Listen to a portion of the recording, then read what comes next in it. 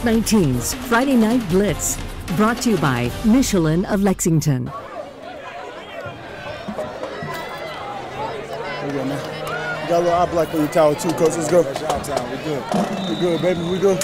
All right, Friday Night Blitz, Week 8. And before we get to our game of the week, certainly our thoughts and obviously are with the Josh Boyd family. Josh had open heart surgery today, the RNE quarterback.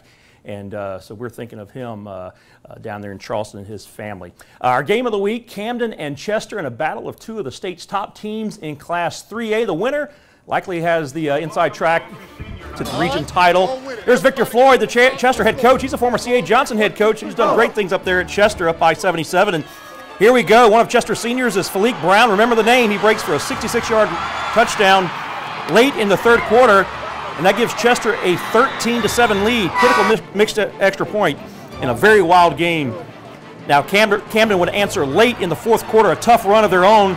Outstanding effort from Deldrick Jones as he reaches for the pylon. And he gets the touchdown call. Wait for it, wait for it, wait for it. There it is, touchdown. That would tie the game up. The Bulldogs would miss their extra point. So we go to overtime. There's Brian Rimpf, done a great job at Camden. This is his second year. And, well, Philique Brown for the Cyclones in the extra frame. Short touchdown run. 3 touchdowns on the night for him. Chester up 21-13 after the 2-point conversion. So those fans obviously treated to a great game. Here we are. The Bulldogs answer again. 4th down. Bryce Jeffcoat executes the fake, hits a wide open Shamik Corbett for a clutch score. Heard the call on the radio on Cool 102.7. Boy, those boys were excited, and why not? Because Camden is 1 2-point conversion away from tying the game and forcing another overtime. But Chester's defense is there, as Javaris Holiday can't get it across, and the Cyclones stay undefeated with a great game, though. Great game, and boy, again, we might see these two teams down the road in the playoffs as Camden loses a hard-fought game, 21-19 in overtime up there at Chester. Which they have won the past. Let's head to District 2 Stadium over in Blythewood, where Ridgeview hosted Westwood, and the Ridgeview track and field team honored for their state championship efforts. And how about Waylon Napper? He knows what it's like to win a state championship. He was on the basketball team that won the state title back in March. He almost scores there, but hey, that leaping ability you see on the court, well, that leaping ability gets him into the in the end zone there. And hey, there's head coach Will Muschamp. He was there checking out Westwood commit Cam Smith, USC commit Cam Smith. And Westwood wins this one, or I should say Ridgeview wins this one by a final of 28-7 over Westwood. AC4 looking for a 5th straight win. The Falcons hosting Kevin Crosby and Orangeburg-Wilkinson. His son Casey is a Gamecock tight end. Crosby in his first year with the Bruins, and early on, good defense and a strong running game for the visitors. However, this drive would end thanks in part to number 9, Dewey Green. Where is he? There he is.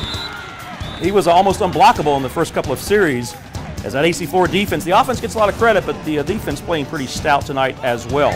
Now, after a short field, courtesy of an OW miscue on a punt, Josh Heatley runs it in from 15 yards out. Watch him bulling his way through, muscling his way across the goal line. 7-0 Falcons as we wait for the official call, and there it is. And the AC4 cheerleaders, they're excited.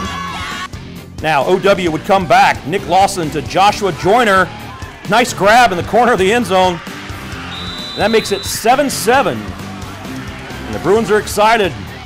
However, on the ensuing kickoff, that is Quincy Riley, always dangerous in the open field.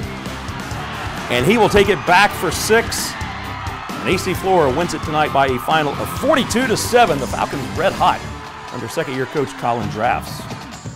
The 3-3 Lakewood Gators at home hosting the Lower Richland Diamond Hornets. Pick things up in the second half. LR's Quanta Jackson takes the opening kickoff.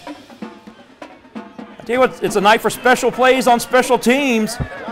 Watch him split through the Gator kickoff team. And he will take it all the way back for a Diamond Hornet touchdown. Notice he was looking back to see if anybody was near him. No way, they don't catch him. The Diamond Hornets are up 14. Yeah, he's fired up. But the Gators would bounce back. Malik Richardson will find Stanley Boatwright for the 2-yard touchdown pass. But this one goes to LR by a final of 22-14.